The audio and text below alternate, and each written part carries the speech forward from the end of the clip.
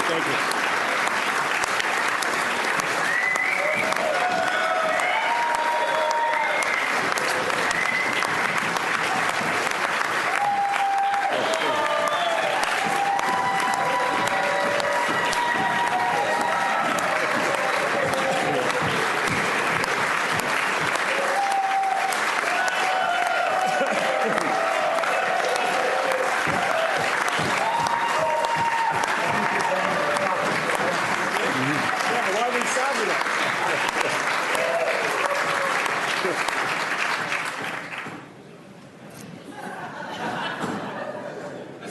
As Speaker of the House of Delegates and President of the Joint Assembly, it's my pleasure to present to you His Excellency, the Governor of the Commonwealth, the Honorable Terrence R. McAuliffe.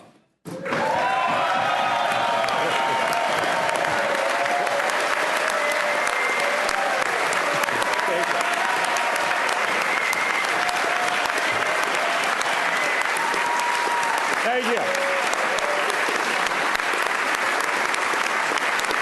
Thank you.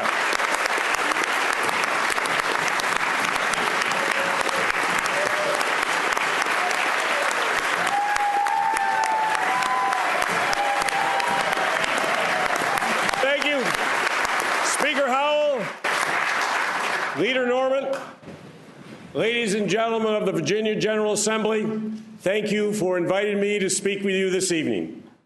And to the people of Virginia who are with us tonight or who are watching from home, thank you for the honor of serving as this Commonwealth's 72nd governor.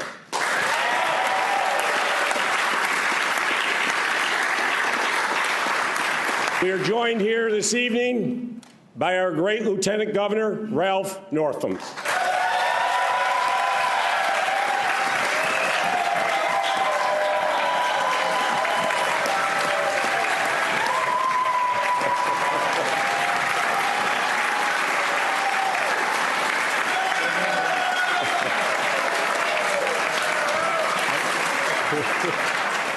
And our great Attorney General, Mark Herring.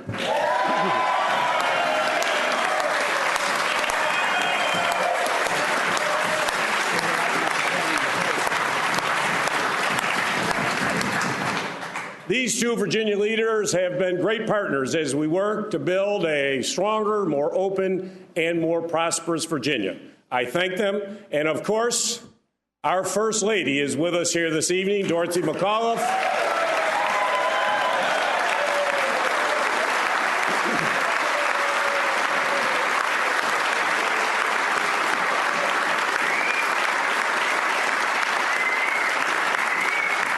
Dorothy, your work expanding access to healthy nutrition, promoting national service, and making our Commonwealth more welcoming to military families has made our state a better place to live. Thank you for your leadership, and thank you for our partnership for 28 years.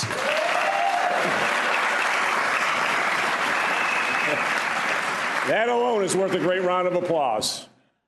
We are free here to meet tonight because of the brave men and women at the federal, state, and local levels who risk their lives to keep us safe each and every day.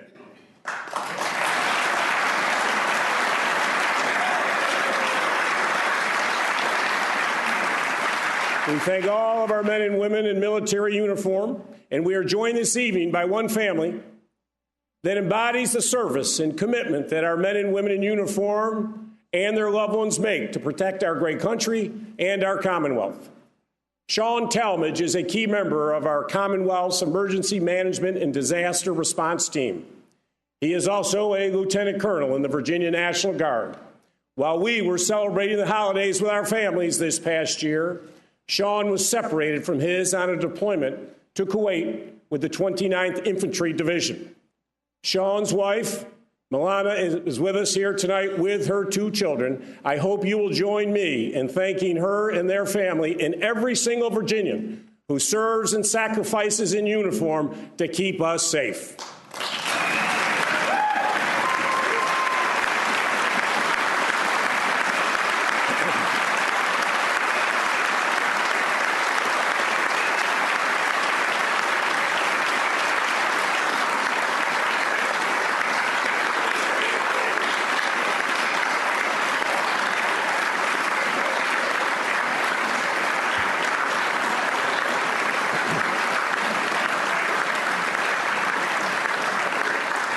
Before we begin, let us pause for a moment of silence in memory of our great friend and colleague, Chuck Colgan. Senator Colgan was the longest-serving member of the Virginia State Senate and a true example of a Virginia gentleman. He will be dearly missed. On this day, 3 years ago, we met on the steps of this historic building, and I was honored to take the oath to serve the people of Virginia as their governor. That was a day of celebration, but we all knew at that time that a significant amount of work lay ahead. Virginians hired each one of us to work for them here in Richmond to solve problems and to make their lives better. In a state as large and as diverse as ours, that can be a daunting task at any time. But we began our partnership at a unique moment in our Commonwealth's history. For years, Virginia's economy had floated above a massive wave of federal spending that had created millions of jobs and brought billions in economic activity to Northern Virginia and Hampton Roads. That relationship created economic opportunity, but it also made us overly reliant on federal spending. We all know what happened next. As other states began to climb out of the Great Recession, congressional dysfunction and defense cuts, as well as sequestration, severely hampered Virginia's ability to regain its footing. Sequestration cost Virginia $9.8 billion and 154,000 jobs between 2011 and 2013 alone. And unless Congress takes action, another more severe round of sequestration will hit our economy this October. And so as we begin our work, as we did 3 years ago, we had a choice.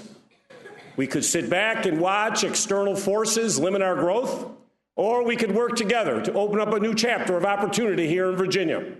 We needed to build a new Virginia economy, one that would grow and create opportunity no matter what happens in Washington, Beijing, or anywhere else in the world. We needed to redouble our focus on economic development and make Virginia more attractive to job creators in sectors like cybersecurity, bioscience, data analytics, and advanced manufacturing. We needed to align every public system, from transportation, public education, to workforce development, with the needs of a 21st century economy. We needed to build a more open and welcoming climate to attract families and job creators from every single walk of life. And so we got to work, recognizing that 95% of the world's customers live outside the United States of America. We took the Virginia story to 19 countries in every corner of the globe. We took every meeting we could get and convinced job creators to bring new operations to our Commonwealth or to buy our world-class goods, agriculture products, or services that our businesses were offering. And those efforts have paid off. As of tonight, we have helped close 853 economic development deals worth $14.23 billion in new capital investment. I am proud to say that is nearly $5 billion more than any administration in the history of the Commonwealth of Virginia.